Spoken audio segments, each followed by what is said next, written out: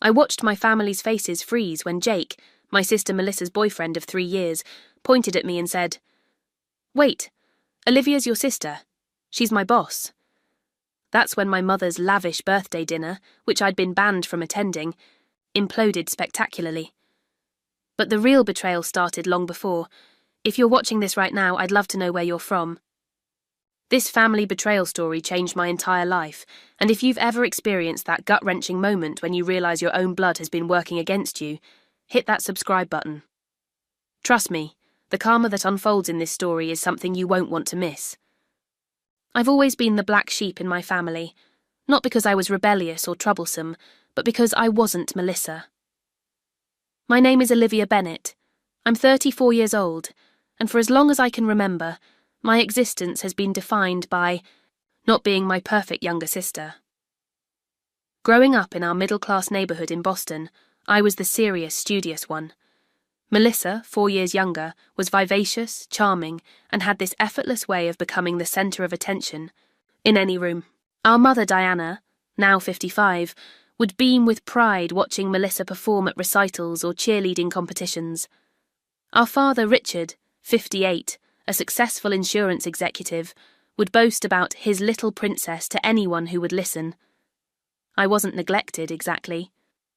My achievements were acknowledged, good grades, debate team victories, academic scholarships, but always with a subtle undercurrent of, "That's expected from Olivia." When I graduated summa cum laude from college, my father's response was, "Well, you've always had your nose in those books." When Melissa barely scraped through with a C average, there was a lavish party celebrating her perseverance through the challenging college experience. After years of therapy, I'd made peace with this dynamic. I built a successful career as a marketing executive at Meridian Enterprises, one of the top firms in Boston. I had my own condo downtown, a small circle of loyal friends, and I'd learned to limit my family interactions to major holidays and occasional Sunday dinners. It wasn't perfect, but it was a functional equilibrium, until the invitation arrived. It was an elegant cream-coloured envelope with gold embossing, an invitation to my mother's 55th birthday celebration at the Charleston, the most exclusive restaurant in the city. The party was scheduled for Saturday, May 15th. I immediately marked it on my calendar and even bought a new dress for the occasion, a sapphire blue cocktail dress that had cost more than I'd usually spend. I even found the perfect gift, a vintage brooch from the 1960s that matched one my grandmother had, honed, which my mother had always admired. 3 days before the party, my phone rang. It was my father.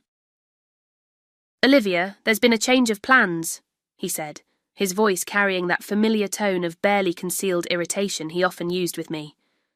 "What's up, Dad? Do you need me to bring something for Saturday? Actually, your mother and I think it would be better if you didn't attend." The words hit me like a physical blow. "Excuse me?" "We want Diana's birthday to be perfect. You know how these family gatherings go when you're there. There's always some tension, and your mother gets upset." "Dad, I haven't had any conflict with anyone in the family for months," I protested, my voice barely above a whisper. "Well, Melissa mentioned that you two had some words recently, and frankly we don't want any drama. It's your mother's special day." I racked my brain trying to remember any recent argument with Melissa. We'd barely spoken in weeks, aside from a few generic comments on social media. "What are you talking about? What words did Melissa say we had?" My father sighed heavily. "I don't know the details, Olivia. I just know that every time you're around, something happens. Melissa ends up crying, your mother gets upset, and the whole event is ruined. Just sit this one out, okay? Will do. Lunch sometime next week." Before I could respond, he hung up. I sat on my couch, still holding my phone, trying to process what had just happened. I had been uninvited from my own mother's birthday, based on a conflict that never occurred. This wasn't the first time something like this had happened. 3 Christmases ago, I arrived at my parents' house to find they'd started dinner 2 hours early because we thought you weren't coming, despite my confirming twice that week. Last Thanksgiving, my contribution to the meal, a complicated recipe I'd spent hours preparing, was accidentally left in the refrigerator, while Melissa's store-bought pie was prominently displayed. At my father's retirement party, my toast was mysteriously struck from the programme while Melissa spoke for 15 minutes. But being explicitly uninvited, that was a new low. I tried calling my mother directly, but my calls went straight to voicemail. I texted, "Mum, is everything okay? Dad says I shouldn't come Saturday." No response. I considered showing up anyway, but ultimately decided against it. If they didn't want me there, forcing my presence would only create the very drama they were accusing me of causing. So I resigned myself to staying home that Saturday night, nursing my hurt feelings with a bottle of wine and a Netflix binge. If only I had known what was really going on behind the scenes. 6 months before the birthday incident, my professional life was thriving in ways my personal life never had. As Director of Marketing at Meridian Enterprises, I had built a reputation for innovative campaigns and uncompromising standards. My team respected me, our clients trusted me, and for the first time in my life I felt truly valued. The Monday morning that would eventually connect all the dots began like any other. My assistant Tara poked her head into my office. "You're 9. A clock is here," she said. "The new hire for the Stratton account." I nodded, quickly finishing an email. "Send him in." The man who walked through my door was tall, with warm brown eyes and an easy smile. He extended his hand. "Jake Wilson. Thank you for this opportunity, Ms. Bennett." Jake's resume had impressed. Me, experience with major brands, innovative campaign strategies, and glowing recommendations. In person, he was articulate and thoughtful, with none of the arrogance that often came with his level of talent. "Welcome to Meridian," I said after our interview. "I have high expectations for this team, but I also believe in creating an environment where people can do their best work." "I appreciate that," he replied. "I'm looking for a place where I can grow and contribute equally." Over the next few months, Jake proved himself to be everything his resume promised and more. He tackled the challenging Stratton account with fresh ideas that impressed even their notoriously difficult CEO. He collaborated smoothly with the team, always giving credit where it was due. He stayed late when deadlines loomed, but never made a show of his dedication. Our relationship was strictly professional. I maintained appropriate boundaries with all my team members, and Jake respected that. We discussed campaigns, strategies, client needs, and industry trends. Occasionally, we'd chat about neutral topics like the latest Netflix series or Boston's unpredictable weather, but personal lives remained largely private. In March, disaster struck when the Peterson account, our biggest client, threatened to walk after a miscommunication about their campaign timeline. Jake stepped up, working through an entire weekend to develop an alternative strategy that not only appeased Peterson, but excited them enough to increase their budget by 20%. "You saved us," I told him during our debrief. "That was impressive work," he shrugged modestly. "Just doing my job." "Well, your job just got bigger. I'd like to recommend you for a promotion to senior marketing strategist." His eyes widened. "Seriously, that's... Thank you. I won't let you down." "I know you won't." After the Peterson crisis, Jake and I worked more closely together on major accounts. During one late-night strategy session, our conversation drifted briefly into personal territory. "Do you have plans this weekend?" I asked, making small talk while we waited for design mock-ups. "Yeah, actually. It's our 3-year anniversary." "Congratulations," I said. 3 years is significant." He smiled, a soft expression crossing his face. "It's had its challenges, but she's worth it. What about you? Any special plans?" I shook my head. "Just the usual. Maybe catch up on some reading." That was the extent of our personal conversation. Jake never mentioned his girlfriend's name, and I never asked. Professional boundaries were important to me, and after growing up in the shadow of my sister's personal dramas, I appreciated keeping work focused on work. In early May, Jake's promotion became official.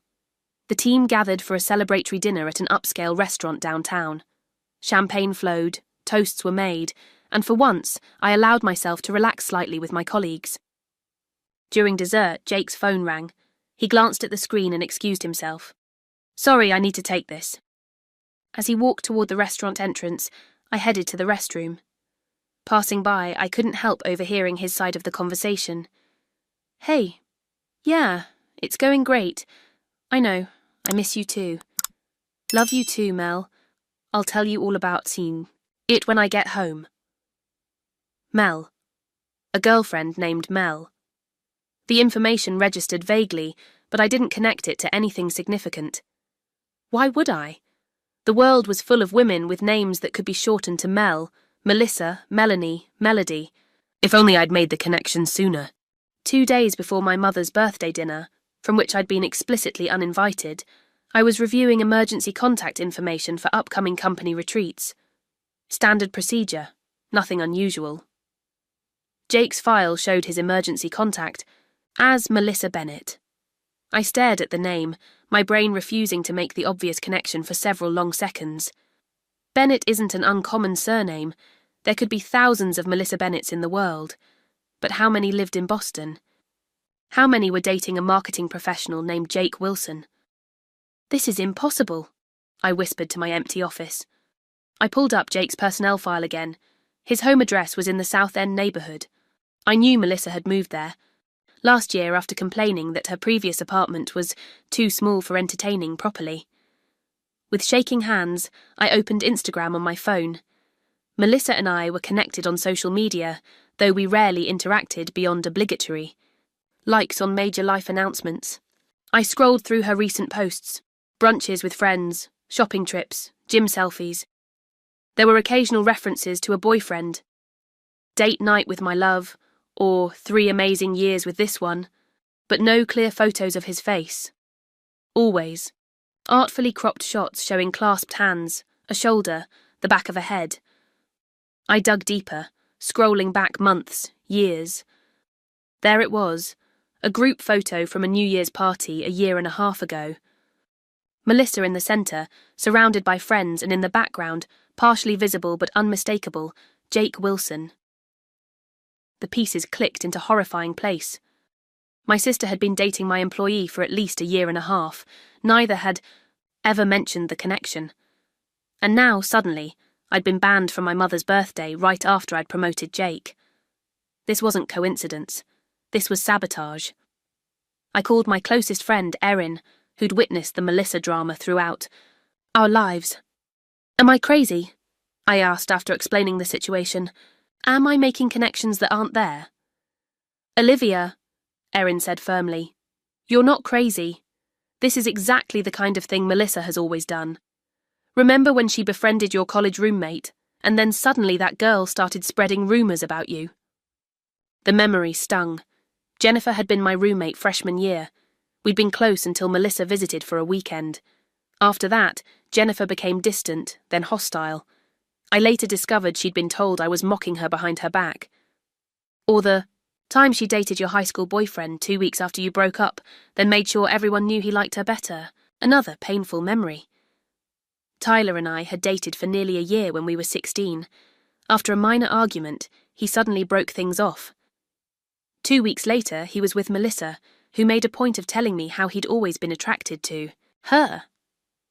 You think she put Jake up to this? I asked. To what end? I don't know if Jake is in on it, Erin replied.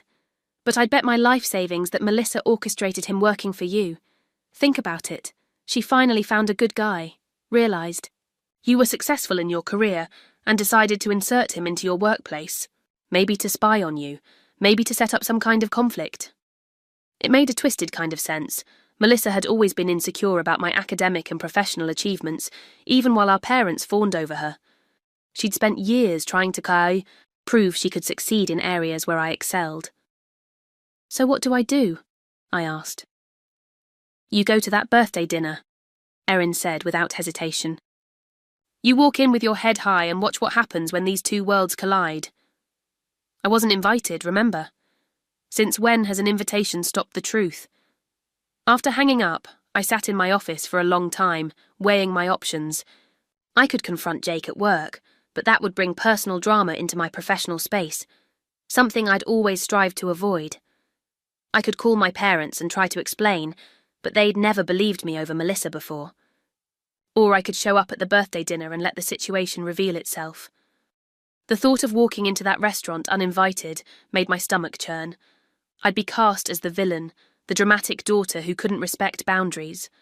But the alternative, letting Melissa continue this manipulation unchallenged, was worse. I texted Erin, "I'm going Saturday night, wish me luck." Her response was immediate, "It's about damn time." The next day at work, I observed Jake carefully. Did he know who I was when he applied for the job? Had he been reporting back to Melissa all these months? Was his exemplary work performance genuine, or part of some elaborate scheme? He behaved exactly as he always had, professional, focused, respectful. Either he was an exceptional actor, or he was an unwitting pawn in my sister's game. That night I laid out my sapphire blue dress, the one I'd bought specifically for my mother's birthday, and a pair of silver heels. I'd still give my mother the vintage brooch I'd found. I'd be polite, composed, and absolutely unmovable. For once in my life I wouldn't slink away from my sister's machinations. It was time for the truth. Saturday evening arrived with the kind of perfect May weather that Boston only sees a few weeks each year. The Charleston, with its historic brick facade and discreet entrance, glowed softly in the early evening light. Valets efficiently whisked away luxury vehicles while well-dressed patrons entered through heavy oak doors. I parked my car a block away, giving myself a final moment to reconsider. Was I really going to crash my own mother's birthday dinner? Was the potential revelation worth the inevitable family fallout? The image of Jake's name next to Melissa's on that emergency contact form strengthened my resolve. This wasn't just about one dinner. This was about years of manipulation finally coming to light. I walked the block to the Charleston, my heels clicking against the cobblestone sidewalk. Through the restaurant's front window, I could see them, my family gathered around a table laden with fine china and crystal glasses. My mother, elegant in a burgundy dress, laughing at something my father had said. My father, gesturing expressively, with one hand, while the other rested on my mother's shoulder. And there was Melissa, stunning as always in a form-fitting emerald dress, leaning intimately against the man beside her. Jake, my employee, the man I'd just promoted, sitting with my family as though he belonged there. They looked so happy. A perfect family portrait that had no space for me. For a fleeting moment I considered leaving. Let them have their perfect evening. Let Melissa have her secrets. Let my parents continue in their blissful ignorance. But then I saw Jake raise his glass in a toast, saw my family clink their glasses together, celebrating without me based on a lie. I pushed open the heavy door. The maitre d' approached with a practiced smile. "Good evening, madam. Do you have a reservation?" "I'm joining the Bennett party," I said, my voice steadier than I felt. His smile faltered slightly as he consulted his tablet. "I don't see an additional guest listed for the Bennett reservation." "It's fine. I'm family." Before he could object further, I walked past him toward the table in the corner. I was halfway there when my father spotted me. His expression shifted from confusion to anger so quickly it would have been comical under different circumstances. "Olivia," he said as I reached the table, his voice carrying that warning tone I knew so well. "What are you doing here?" "We discussed." "This?" My mother turned, her smile fading. "Oh dear." Melissa smirked slightly, leaning closer to Jake. And then Jake looked up. Our eyes met, and his expression transformed from polite curiosity to shock. "Olivia?" he said, standing abruptly. "What are you doing here?" The table fell silent. My father looked between Jake and me, confusion replacing anger. "You two know each other?" my mother asked. Jake was still staring at me, his face growing increasingly pale. "Ms. Bennett is my boss," he said slowly. "Director of Marketing at Meridian." Now it was Melissa's turn to look shocked. She gripped Jake's arm. "What are you talking about?" Jake looked from me to Melissa, the pieces visibly clicking together in his mind. "Wait," he said, pointing at me. "Olivia's your sister? She's my boss." The silence that followed was absolute. My mother's hand flew to her throat. My father's mouth opened and closed without producing sound. Melissa's face drained of colour. I stood there, letting the moment stretch, watching as understanding dawned across each of their faces. "Surprise," I said quietly. "Happy birthday, Mum." I placed the small gift box containing the vintage brooch on the table. Jake was the first to recover. "I don't understand," he said, looking between Melissa and me. "You've talked about your sister for 3 years, but you never mentioned her name was Olivia. You never said she worked at Meridian." Melissa's shock was quickly morphing into something else, the calculated defensiveness I'd seen countless times. "How was I supposed to know where she worked?" she countered. "It's not like we talk." Jake's confusion deepened. "But you told me to apply at Meridian. You sent me the job listing." And there it was, the confirmation I needed. My father finally found his voice. "What the hell is going on here?" The neighbouring tables had gone, quiet, diners pretending not to listen while stealing glances at our family drama unfolding. "I think," I said calmly, "that we have a lot to discuss." A waiter approached nervously. "Is everything all right here?" "No," my mother said, finding her composure, "but it will be. Could we get another chair for my daughter, please?" The look on Melissa's face was worth every ounce of anxiety I'd felt walking into that restaurant. For the first time in our adult lives, she couldn't control the narrative. As I took my seat at the table, I noticed several people at nearby tables glancing our way, some openly watching the family drama unfold. If this were a scene in a movie, now would be the perfect moment for a commercial break. The tension in the air was thick enough to cut with one of the fancy steak knives on the table. I couldn't help thinking about everyone watching this unfold. If you've ever been in a situation where family secrets suddenly explode into the open, you know exactly how this feels. That terrible, wonderful moment when the truth finally breaks free. If you're enjoying this family karma story, make sure you hit that like button. Trust me, what happens next changed everything. The waiter returned with an additional chair, placing it awkwardly between my father and Jake. I sat down, smoothing my dress with hands that weren't quite steady.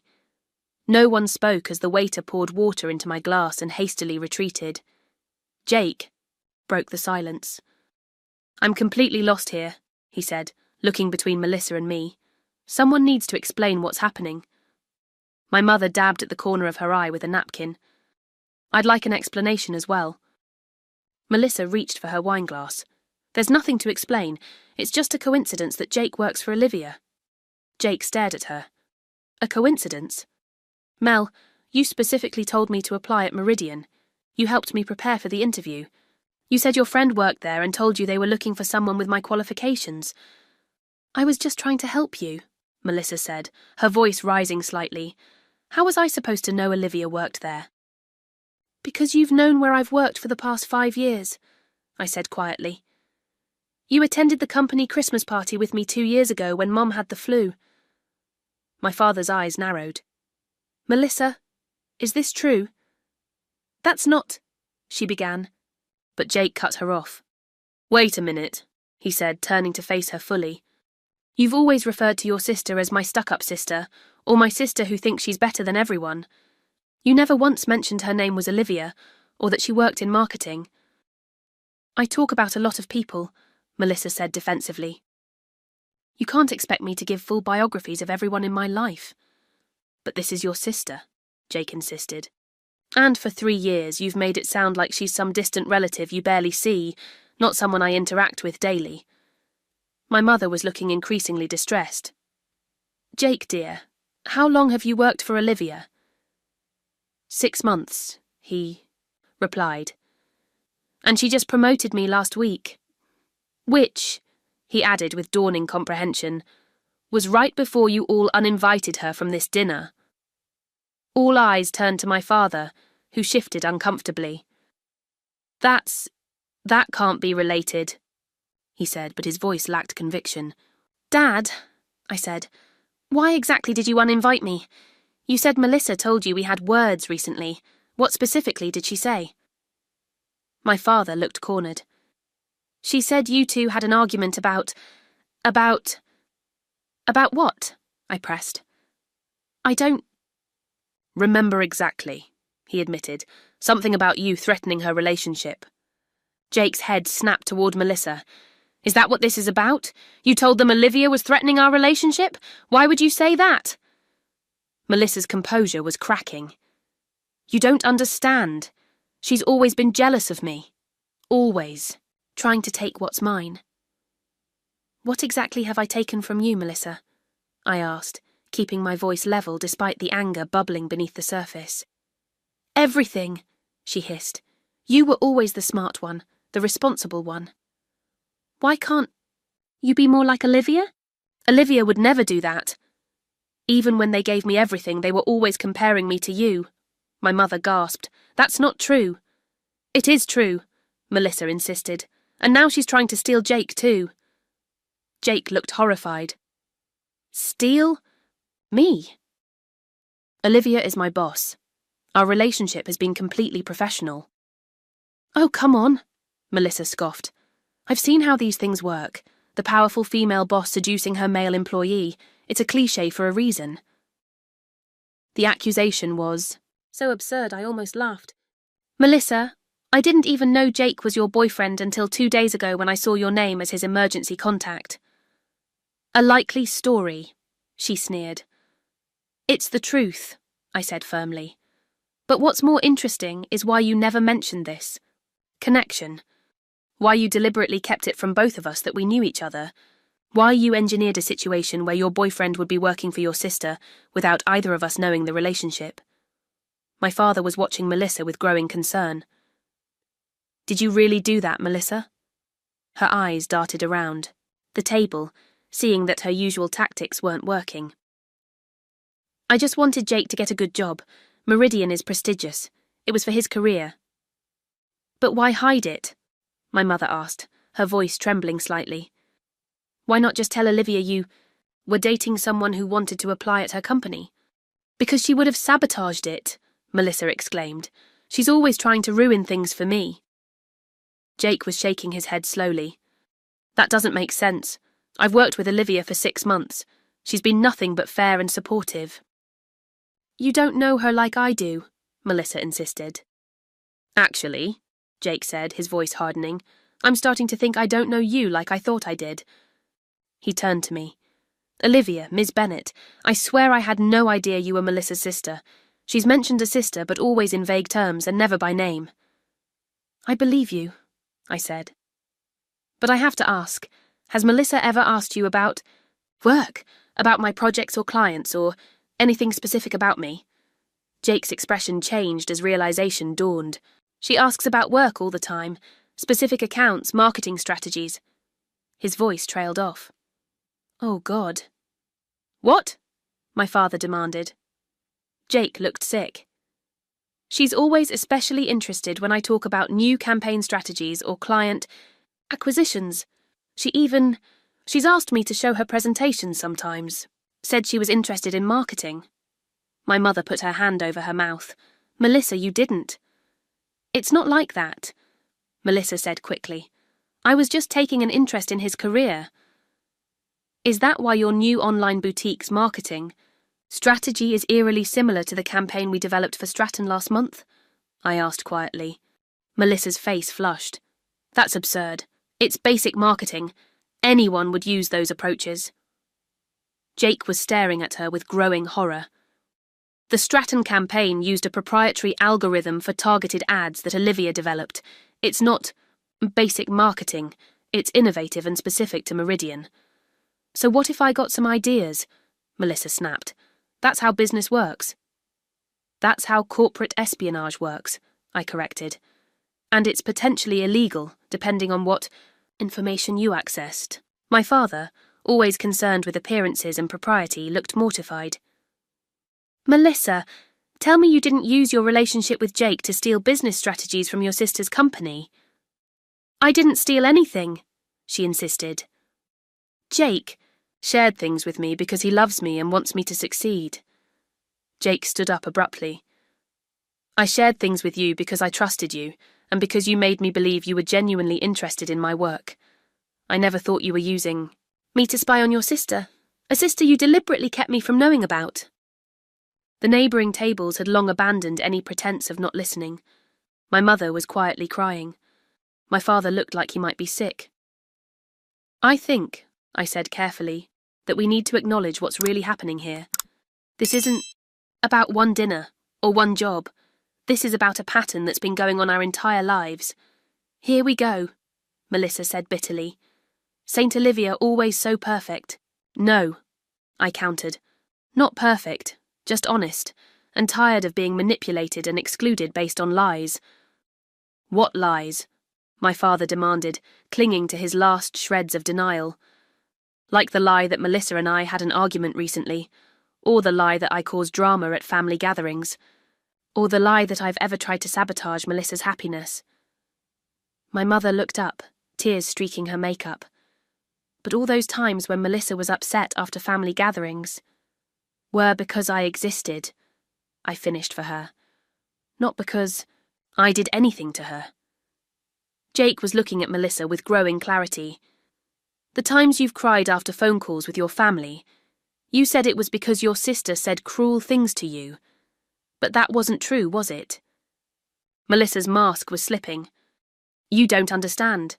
None of you understand what it's like to live in her shadow." "Her shadow?" my father repeated incredulously. "Melissa, we've given you everything. Your apartment, your car, the seed money for your boutique.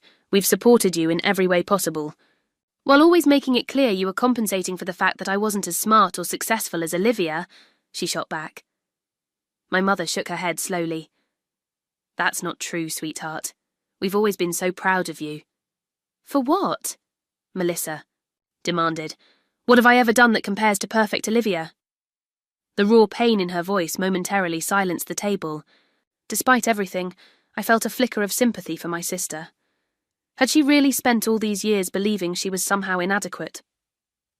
"Melissa," I said gently, "I've spent my entire life feeling like I wasn't enough for this family. That, no matter what I achieved, it didn't matter because I wasn't you." She looked at me in genuine surprise. "That's ridiculous. They adore you." "They respect my achievements," I corrected. "They've never adored me the way they adore you." My parents exchanged troubled glances. Jake was watching this exchange with a thoughtful expression. "I think I'm starting to understand why you never wanted me to meet your family, Mel. It wasn't about keeping me from them. It was about keeping me from Olivia." Melissa didn't deny it. "What I don't understand," he continued, "is why you then orchestrated me working for her. If you were so afraid of us connecting, why put us in daily contact?" My mother looked up sharply. "That's a very good question." Melissa's silence spoke volumes. "You wanted me to fail," I realised aloud. "You placed someone close to you in my department, encouraged him to get close professionally, all so you could, what? Undermine my work? Steal my ideas? Wait for me? To make a mistake?" "I wanted you to know what it feels like," Melissa burst out. "To have someone take what's yours, to feel like you're not special anymore." The raw honesty of her outburst left us all momentarily speechless. Jake broke the silence. "So our entire relationship has been what? A long con to get back at your sister?" "No," Melissa said quickly, reaching for his hand. "No, Jake, I love you. That's real." He withdrew his hand. "Is it? Because from where I'm sitting, it looks like you've been using me as a pawn in some twisted sibling rivalry. You've been lying to me for 3 years." "Not about us," she insisted. "Never about us." But the damage was done. 3 years of trust had evaporated in 30 minutes of truth. My mother's birthday dinner was officially ruined. But for the first time in decades, our family was having an honest conversation. As the initial shock began to subside, my father ordered a round of drinks. "I think we all need this," he said grimly. No one disagreed. Jake had moved his chair slightly away from Melissa, creating a physical distance that mirrored the emotional chasm that had opened between them. My mother was dabbing at her eyes with a napkin, careful not to smudge her makeup further. This isn't just about tonight, I said after the waiter had delivered our drinks and retreated. This is about a pattern that's been happening since we were children. What pattern? My father asked defensively. We've always treated you girls equally. Jake looked sceptical, but remained silent, an outsider witnessing our family's unravelling. Dad, I said gently, I don't think you've ever treated us equally, but that's not even what I'm talking about. I'm talking about Melissa's pattern of sabotage. Melissa rolled her eyes. Here we go with the victim narrative. Should we talk about what happened with my Harvard application? I asked her directly. She paled slightly but maintained her defiant expression. What about Harvard? My mother asked. I took a deep breath. This was a wound I'd never fully exposed to my parents. Senior year, I was waitlisted at Harvard, my dream school. I never understood why, since my grades and extracurriculars were strong. Then, the summer after graduation, Mrs. Patel from next door mentioned how sad she was that I'd withdrawn my application. My father frowned. But you didn't withdraw your application. Exactly, I said. Someone called the admissions office, pretending to be me, and withdrew my application. They used my social security number and other personal details as verification. My mother gasped. That can't be true. I called Harvard to confirm. They had a record of the call. I looked directly at Melissa. It came from our house, on a day when I was at debate nationals. Only Melissa was home. Melissa's face had gone completely white. Did you do that?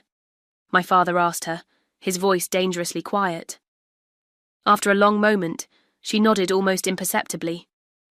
She was going to leave, she whispered. Everyone was so proud. Olivia's going to Harvard, and I'd be left behind, forgotten. My mother made a sound like she'd been wounded. Melissa, how could you? It worked out fine, Melissa said defensively. She went to Boston University and did great. That's not the point, my father said, his voice shaking with anger. You deliberately sabotaged your sister's future. It wasn't the only time, I said quietly. Jake, who had been listening in stunned silence, looked at me. There's more. I nodded. Remember Tyler Bradley, Mum? My high school boyfriend. My mother nodded slowly.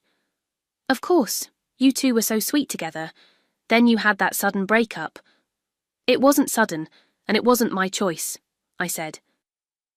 Tyler came to me one day saying he couldn't see me anymore. He wouldn't explain why. 2 weeks later, he was dating Melissa. They were better suited, my mother said weakly. They dated for 3 weeks, I countered. It made no sense until years later when I ran into Tyler at a college alumni event.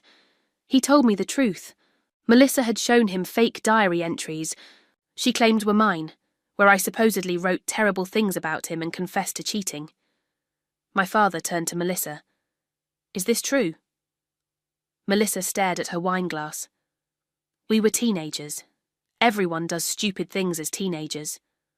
Not like that, Jake said, speaking up for the first time in a while. That's calculated cruelty. There was also the family business opportunity, I continued, the floodgates now open. Remember when Grandpa was looking to bring someone from the next generation into his consulting firm? I expressed interest, but suddenly he changed his mind, after hearing concerns about my work ethic. My father shifted uncomfortably. Dad mentioned something about you not being reliable. I'd never missed a deadline in my life, I said. But somehow rumours spread that I was flaky and uncommitted, rumours that, coincidentally, Melissa was well positioned to contradict, but didn't.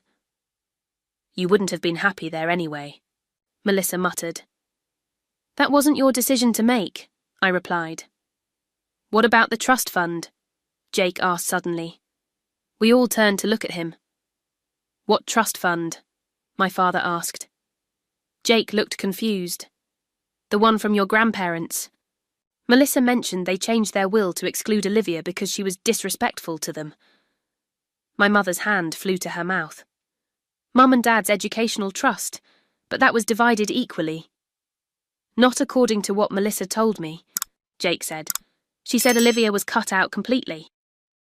All eyes turned to Melissa, who was now visibly squirming. "I may have exaggerated some things," she admitted. "You told Jake I was cut out of our grandparents' will."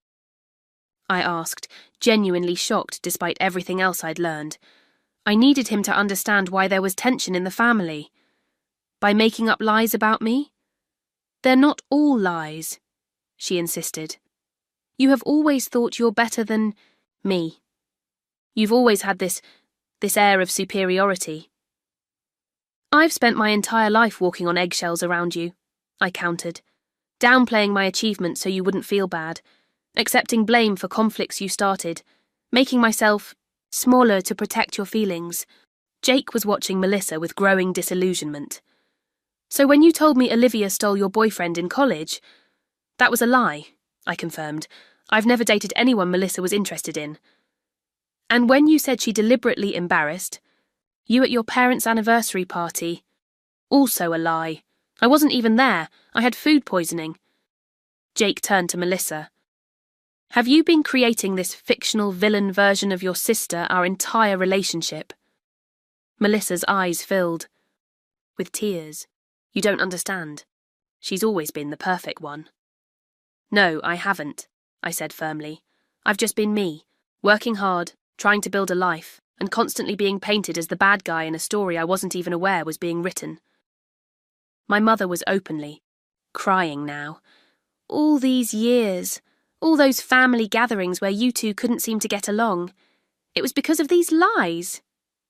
"Not lies," Melissa protested, "just different perspectives. Fabricating diary entries isn't a different perspective," Jake said coldly. "It's manipulation. Calling Harvard to withdraw your sister's application isn't a different perspective, it's sabotage." My father had been uncharacteristically quiet. Now he looked at Melissa with an expression I'd never seen before, disappointment mingled with dawning comprehension. "All those times you came to us upset about something Olivia supposedly did or said," he said slowly, "were any of those real?" Melissa didn't answer, which was answer enough. "And we believed you," my mother whispered. "Every time, without question, without even asking Olivia for her side." "Because she was your favourite," I said quietly.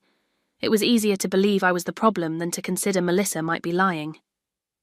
"That's not why," my father started, then stopped. He looked at my mother, some unspoken communication passing between them. "Then why?" I asked. My mother took a deep breath. "Because Melissa needed us more. At least we thought she did. You were always so capable, so independent. Melissa seemed more fragile." "I manufactured that fragility," Melissa admitted suddenly, surprising us all. "I learned early on that being emotional got me attention. Being wounded by Olivia made you both rally around me." The brutal honesty of her statement hung in the air. "And I let it happen," my father said heavily, "because it was easier than admitting I didn't know how to connect with my oldest daughter." The admission hit me like a physical blow. All these years I'd thought the distance between us was my failure somehow. Jake stood up abruptly. "I need some air." He walked toward the restaurant entrance without looking back. Melissa half rose to follow him, then sank back into her chair. "I think he needs some space," I said gently. "This is your fault," she hissed, the vulnerability of moments ago replaced by familiar anger. "You've ruined everything." "No, Melissa," my father said firmly. "This time you can't blame your sister. This is the consequence of your own actions." The birthday dinner my mother had so looked forward to was now a tangle of painful revelations and shattered illusions. The perfectly frosted cake sitting untouched at the side of the table seemed like a mockery of celebration. Jake returned. After several minutes, his expression composed but distant. "I apologize for walking out," he said formally. "This has been illuminating." "Jake," Melissa began, reaching for his hand. He gently but firmly moved his hand away. "Not now, Mel. I need time to process all of this. My mother, always the peacemaker, attempted to salvage something from the evening. "Perhaps we should order dessert. The cake looks lovely." No one had the heart to tell her that cake and candles couldn't fix what had been broken here tonight. The morning after my mother's disastrous birthday dinner, I arrived at work earlier than usual. The weekend's revelations had left me with insomnia, and I'd spent most of the night mapping out professional contingency plans. I was reviewing the employee handbook section on conflicts of interest when there was a knock at my office door. Jake stood there looking as tired as I felt. "May I come in?" he asked formally. I nodded, gesturing to the chair across from my desk. The atmosphere was strained. We'd moved from boss and employee to unwitting participants in a family drama, and neither of us seemed sure how to navigate this new territory. "I want to apologize," he began. I shook my head. "You have nothing to apologize for, Jake. From what I can tell, you were as much in the dark as I was. Still, I should have realized something was off. Melissa always changed the subject when I talked about you, my boss. She never wanted to see photos from company events. She discouraged me from attending optional team gatherings." He ran, a hand through his hair. In retrospect, the signs were there. "We see what we expect to see," I said. "I never connected Mel to my sister either." We sat in silence for a moment, the professional distance between us both a comfort and a challenge in this unprecedented situation. "We need to discuss the practical implications," I finally said, slipping into business mode because it felt safer than personal territory. "Meridian has strict policies about conflicts of interest and disclosure requirements." Jake nodded grimly. "I've reviewed the handbook. Section 4.3 covers romantic relationships that create supervisory conflicts, but there's nothing specific about family relationships." "True, but Section 5.2 requires disclosure of any relationship that could potentially affect business decisions or create the appearance of impropriety." "I would have disclosed it if I'd known," Jake said earnestly. "I had no idea who you were in relation to Melissa." "I believe you," I assured him. "But now that we do know, we have to address it. Your recent promotion was based on merit," he finished firmly. "I earned that promotion with the Peterson account, save, and my work on the Stratton campaign." "I know that, and you know that, but others might question it." Jake's expression darkened. "Because I'm dating the boss's sister." "Exactly.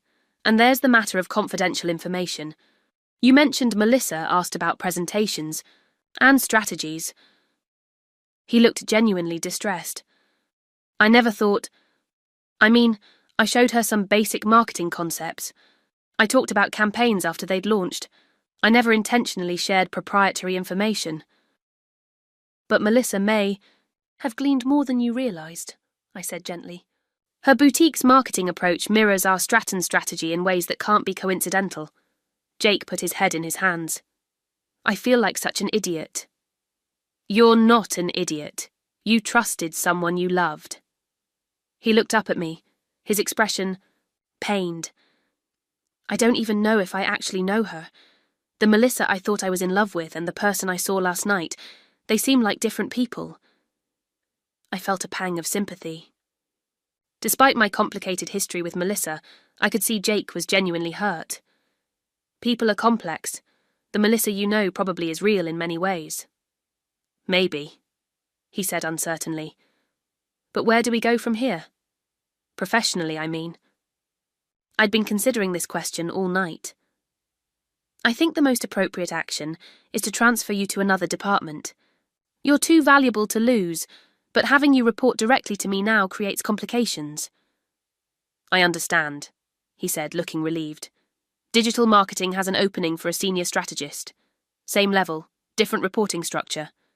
"That could work," I agreed. "I'll speak with HR today." "What about..." He hesitated. "What about the potential intellectual property concerns with Melissa's business?" It was a thorny question. If Melissa had indeed stolen proprietary marketing strategies, the company would have grounds for legal action. But pursuing that would destroy any chance of healing our family relationships, not to mention potentially damaging Jake's career by association. "For now," I said carefully, I think we document the similarities and consult with legal on a confidential basis. No action unless necessary. He nodded gratefully. And us? Working here together after everything? We're professionals, I said simply.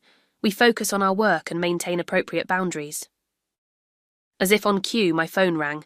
The display showed Timothy Vaughan, our CEO. I should take this, I said, reaching for the phone. Jake stood to leave, then paused. For what it's worth, Olivia, you're nothing like the person Melissa described all these years.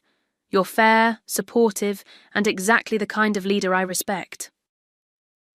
The sincerity in his voice caught me off guard. Thank you, Jake. After he left, I answered the call.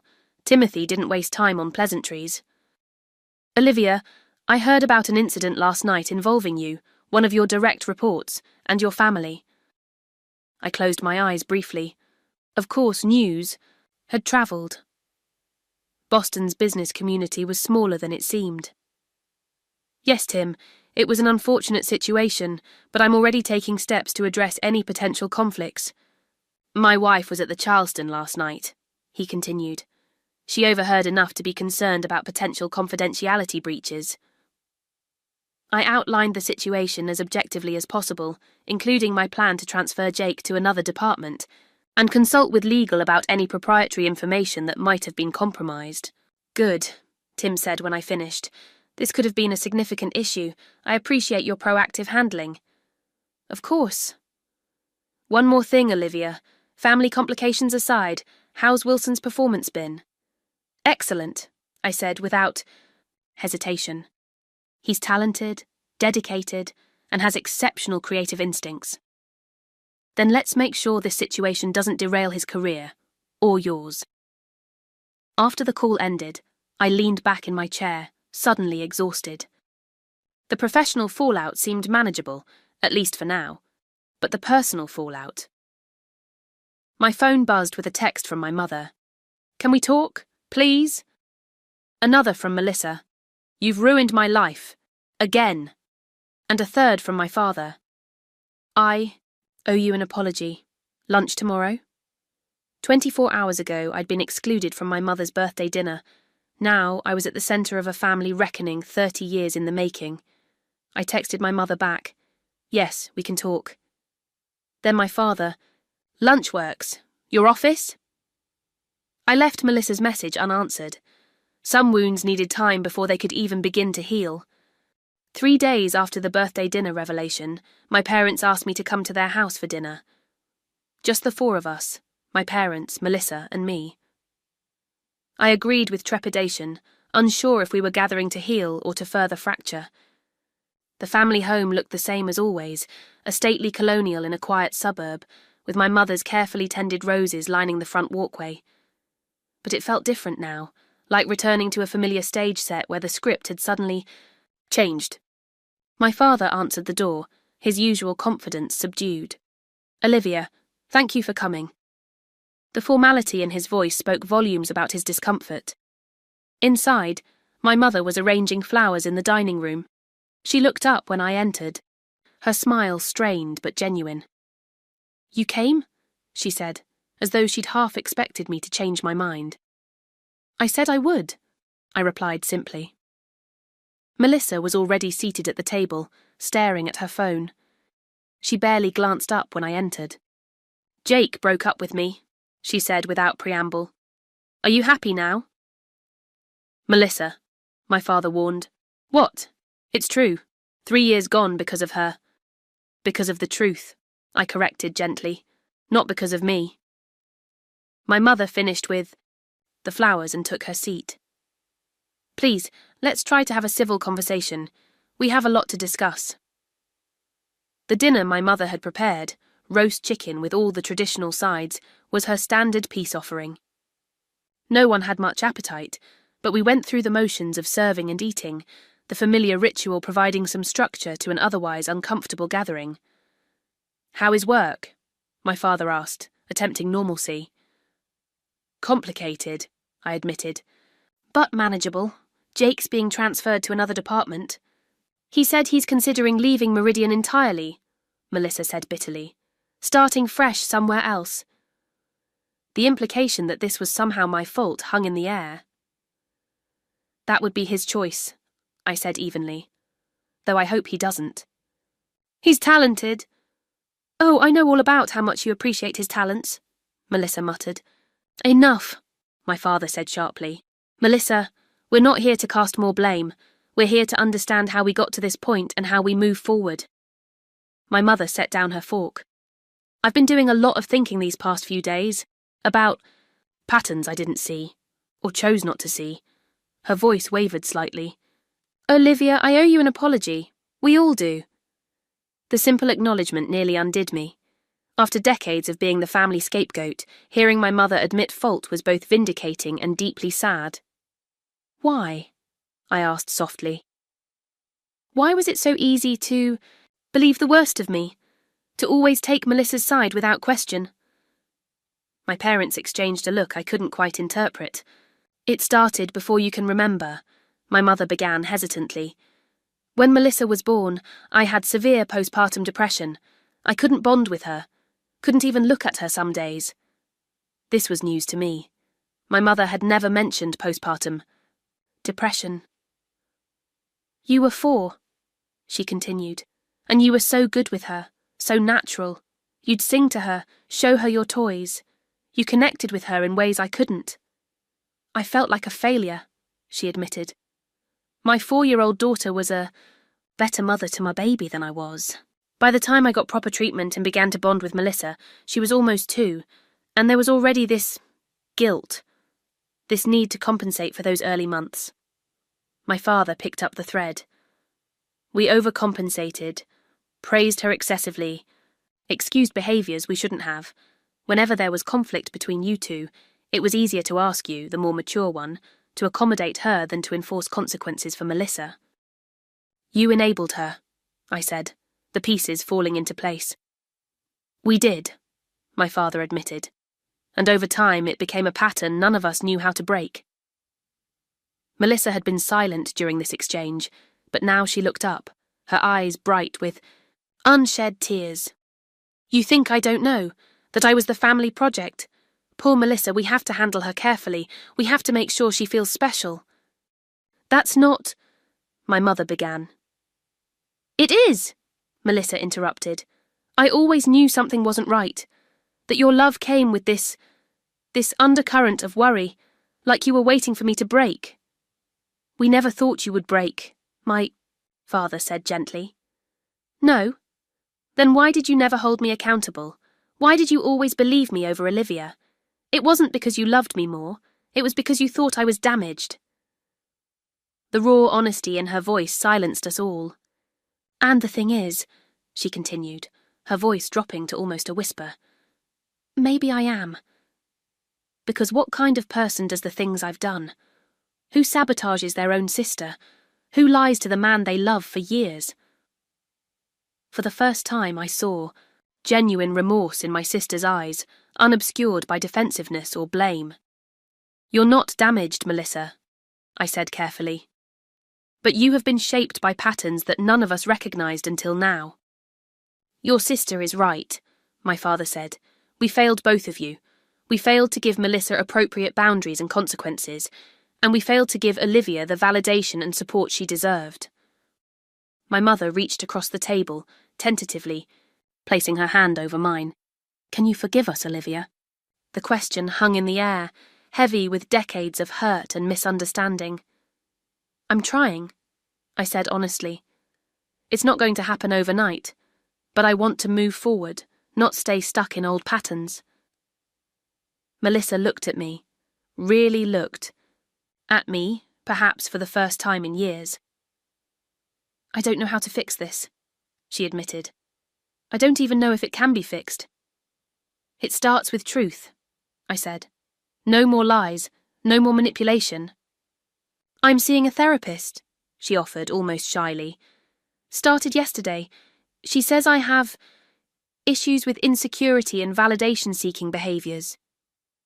It was a small step, but a significant one for someone who had always deflected responsibility.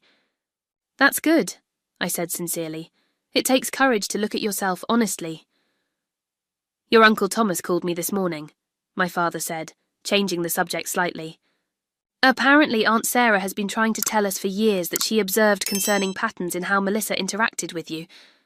We always dismissed her concerns as sibling rivalry. Aunt Sarah always did see through my act, Melissa acknowledged, with a hint of her old self-awareness. Others have too, my mother added. We just weren't ready to listen. The conversation continued well into the evening, painful but necessary. Old hurts were acknowledged, patterns identified, apologies offered. It wasn't a magical healing, too much damage had been done for that, but it was a beginning. As the evening wound down, my father poured small glasses of the aged Scotch he reserved for significant occasions. To truth, he said, raising his glass. However uncomfortable it may be. We clinked glasses, this broken family taking its first tentative steps toward honesty. I can't promise I'll never mess up again, Melissa said as we prepared to leave, but I'm going to try, really try.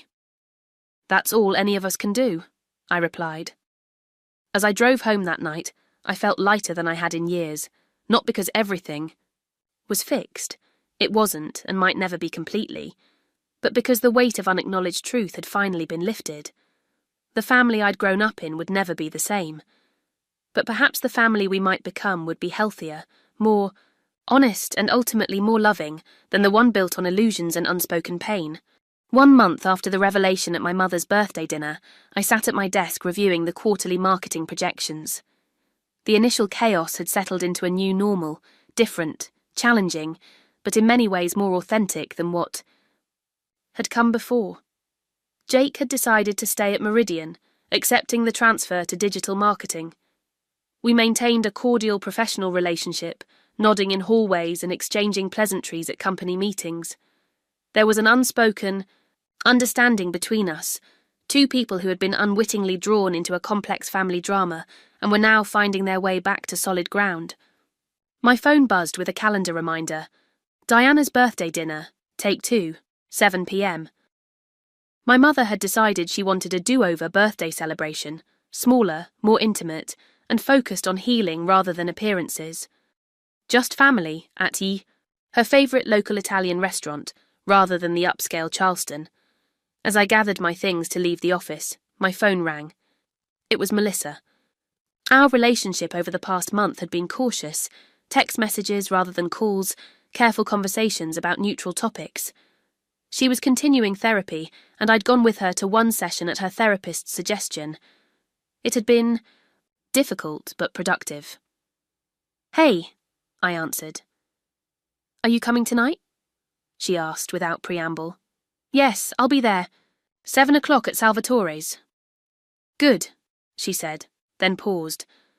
I wanted to tell you something before dinner. I've decided to rebrand my boutique. New name, new marketing approach. My own approach, not borrowed concepts. It was a significant concession from Melissa, an acknowledgement of past wrongs without the defensiveness that had characterized our interactions for so long. That's a good decision, I said. I'm happy to give you some general marketing advice if you'd like, as your sister, not as a competitor. I'd like that, she said softly. See you tonight. The dinner that evening was noticeably different from my mother's original birthday celebration. The conversation was sometimes awkward, occasionally strained, but fundamentally honest. My father didn't dominate with stories of his business prowess. My mother didn't fuss excessively over Melissa. And Melissa didn't perform her usual role of charming, attention-seeking daughter. We were just 4 people, connected by blood and shared history, trying to forge a healthier path forward. I have something for you, my mother said, as dessert was served. She handed me a small wrapped package. Inside was a delicate silver bracelet with 4 small charms, a book, a paintbrush, a star, and a heart. The book is for your intelligence, she explained, the paintbrush for your creativity, the star for your achievements, and the heart. Her voice faltered slightly. The heart is for forgiveness, if you can find it in yours to truly forgive us.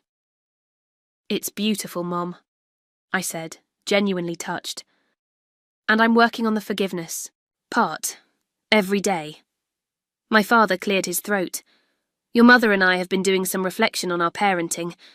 We've realised how much we failed you, Olivia, by not seeing the patterns that were happening right in front of us. And how we failed Melissa," my mother added, "by not giving her the structure and accountability she needed." Melissa looked uncomfortable, but didn't contradict them. "We can't change the past," my father continued, "but we can commit to being more mindful going forward." It was strange hearing my parents speak this way, with vulnerability and self-awareness that had been absent throughout my childhood. The family therapy sessions they'd begun attending were clearly having an impact. The following week, I received an invitation to a family gathering at my Aunt Sarah's lake house. In the past, I would have automatically accepted, regardless of my own plans or preferences. This time, I considered it carefully. I had meetings scheduled that weekend that would be difficult to rearrange. More importantly, I was learning to establish boundaries, to make decisions based on my own needs rather than family expectations. I called my father to decline. "I won't be able to make it to Aunt Sarah's," I explained. "I have work commitments that weekend." I braced myself for guilt or pressure, the usual tactics that would have made me reconsider in the past. Instead, my father simply said, "We'll miss you, but I understand. Work is important. Perhaps next time." It was a small moment, but significant, evidence that our family dynamics were indeed shifting. My relationship with Melissa remained complicated. There were moments of connection, like when she asked my advice about her rebranding strategy, and moments of tension, when old patterns threatened to re-emerge.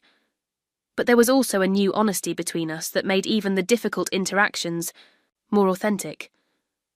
Jake and I maintained our professional distance at work, but occasionally I would catch him looking at me with a thoughtful expression, as though he was still processing everything that had happened. One day, he stopped by my office with a question about a former client. "The Peterson account," he said.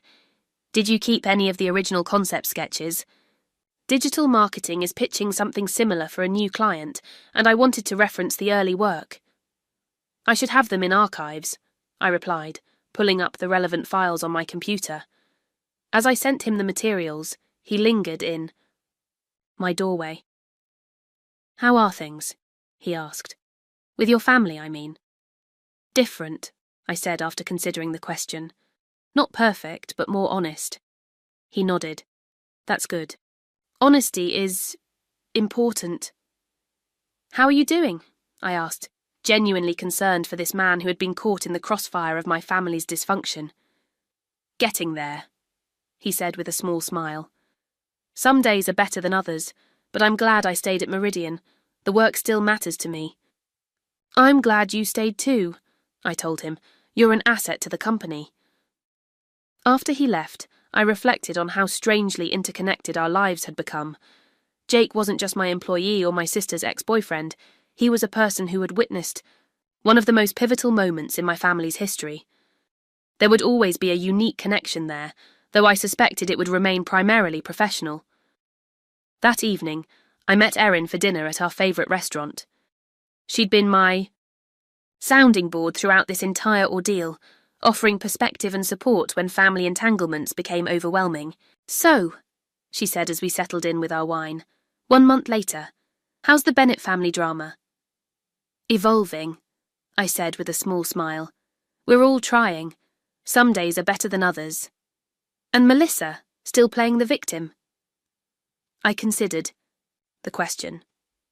"Less so. The therapy seems to be helping. She's taking more responsibility for her actions." Erin looked sceptical. "People don't change that easily, Liv, especially not someone with Melissa's track record. I'm not expecting a complete transformation," I assured her. "Just progress. And I'm being cautious, setting boundaries." "Good," Erin said firmly, "because you deserve better than what that family has given you all these years." Her loyalty warmed me, but I found myself offering a more nuanced perspective than I might have a month ago. "They're flawed," I acknowledged, We all are, but at least now we're being honest about it. That's worth something. As I drove home that night, I reflected on how much had changed in just 1 month. The family that had excluded me from a birthday dinner was now working, imperfectly but genuinely, to build more honest relationships. The sister who had sabotaged me for decades was confronting her own insecurities and behaviours, and I was learning that family loyalty isn't an automatic obligation. It must be earned through trust, respect, and truth. The road ahead wouldn't be easy. Decades of dysfunctional patterns couldn't be undone in weeks or even months. There would be setbacks, moments when old wounds reopened or new conflicts emerged. But for the first time in my life, I felt hopeful about my family relationships, not because they were perfect, but because they were finally real. As I pulled into my driveway, my phone chimed with a text from my mother. "Thank you for being patient with us as we learn to do better. Love you." Simple words, but ones that would have been unimaginable just months ago. I texted back, "One day at a time, love you too." And that was the truth. Not the happily ever after of fairy tales, but the complex, challenging, rewarding truth of a family finally brave enough to see itself clearly. If there's one thing I've learned through this entire experience, it's that family karma eventually catches up to everyone. The lies, the manipulation, the years of being cast as the villain in my own family story. All of it finally came to light in one unexpected moment when my sister's boyfriend recognized me as his boss.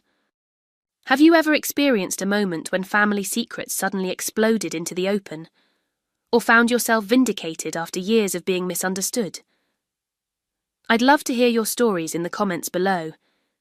If this family journey resonated with you, please hit that like button and subscribe to hear more stories about navigating complicated family dynamics and finding your own truth.